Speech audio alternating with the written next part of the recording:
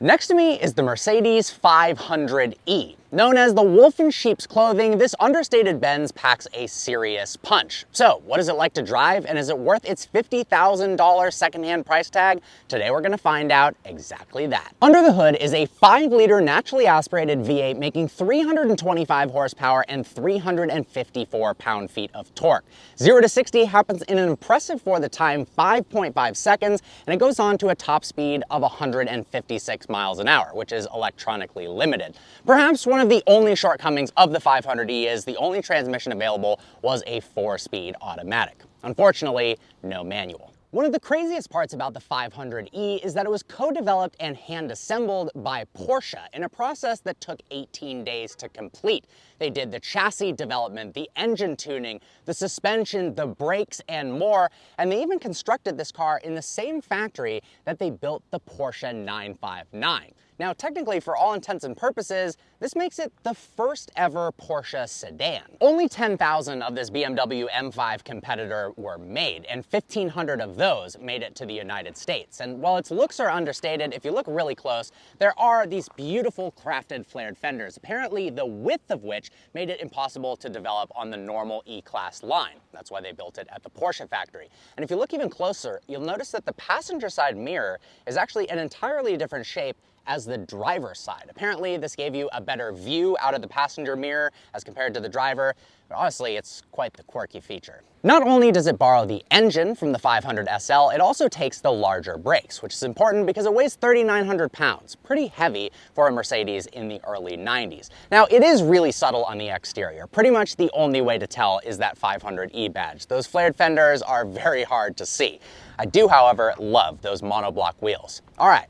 Let's hop inside. The interior of the 500e is pretty luxurious for the time. We've got leather everywhere, wood trim everywhere, but it does show its age. The wooden trim, while I'm sure it looked great back then, just makes any car look dated. I will say it does have a pretty cool Alcantara headliner, although it is strangely a radically different color than anything else in the interior. The steering wheel is enormous and feels like you're piloting a boat, something that is not normal for a sports car. But alas, it's classic Mercedes. I do love the analog instrument cluster. Honestly, it looks like the face of a complicated watch. Now, there are some very interesting controls in here. For one, to control the driver's side mirror, it's manual. It's got this switch over here.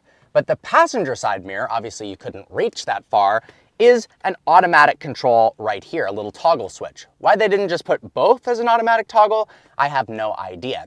Then there's also a button I've never seen before in any other car, and that is a snow chains mode. So if you put snow chains on the car, you click this button and apparently it changes the driving dynamics of the vehicle. It's also got a rear sunshade, so there's a button to turn down the sunshade as well. And the air conditioning is a very strange, almost French flag colored dial. Behind the wheel of the 500e now, and initial impressions, it's a lot more of a luxury cruiser than a sports car.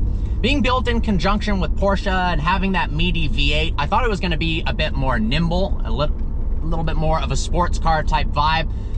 But it just feels like the perfect car for the Autobahn, or something you could just drive across the entire country, be so comfortable, and get there quickly. Now, it's not to say it's bad at handling, but the suspension is much more tuned for luxury and comfort than it is going quickly around turns, which I'll show you in a little bit. It does pull pretty good. I can imagine back in 1990 when this thing came out, it must have been an absolute rocket ship. Oof, it's got a lot of mid-range torque. That being said, depending upon what speed you floor it at, sometimes the gearbox doesn't kick down all the way. It only kicks down like one gear, and then you're left with a little bit of a sluggish acceleration. If you kick it down harder at a different RPM and a different speed, sometimes it kicks down multiple gears and then it shoots you off into the sunset. It's kind of, you never know exactly what you're going to get. It's perfect for these roads out in Rhode Island. We're here with the Audrain collection. Special thanks to them for making this video possible. They invited me out for the Audrain Concours, the Tour d'Elegance, which is an absolutely awesome time. If you're around next year during the fall, it's a must-do event. Seriously, I went last year and it was a blast, and this year it was even better. It just keeps getting better and better every single year. I've got a link in the description below to their YouTube channel, their Instagram, so you can stay up to date and not miss that show. All right, we've got some turns ahead, so let's see what this thing is like. See, I floored it all the way, but it didn't kick down that time. And it feels a little dicey in the corners, honestly, at high speeds. It doesn't really... Whoa! I'm not even going that fast, and it actually feels a little bit sketchy. But when you floor it, and it does kick down, oof, that V8 sounds good, and it just shoots you off. And honestly, this is just it's such a great cruiser. It's not going to be the most exciting car in the world whatsoever. You know, compared to modern AMGs and modern BMW M5s and E63s, it's definitely not like that. It's not a do-everything car where it's super fun in the canyons, you could take it to a track day and have a blast. It's much more of an awesome daily driver that sounds really good and pulls like a freight train in a straight line. I imagine back when it came out, this must have been so fast. I mean, it even still feels relatively fast by today's standards, but back then, this must have been insane.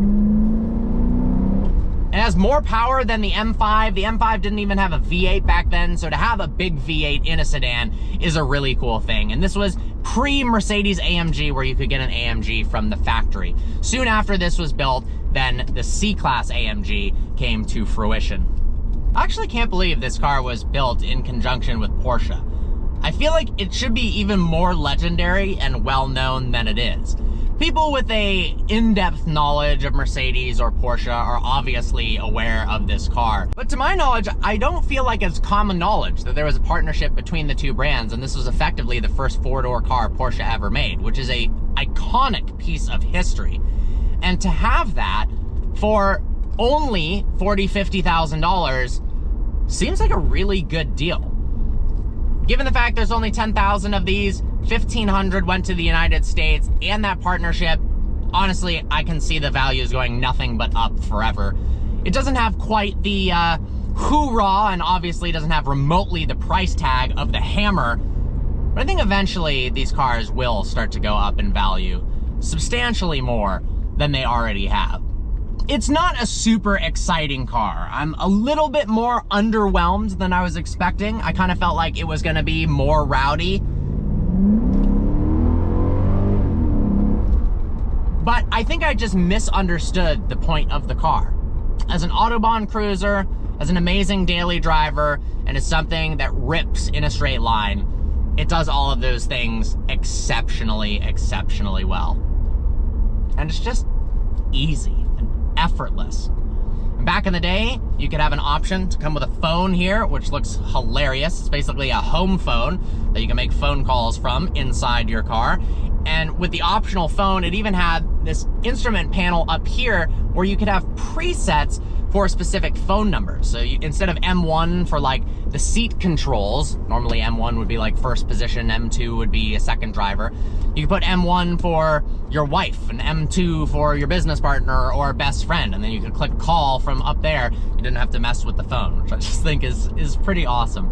And I think it's very unique, some of the quirky features, obviously having two different size and shape mirrors. That's so odd, and I just can't imagine going, yeah, let's make them radically different shapes. That seems like a great idea.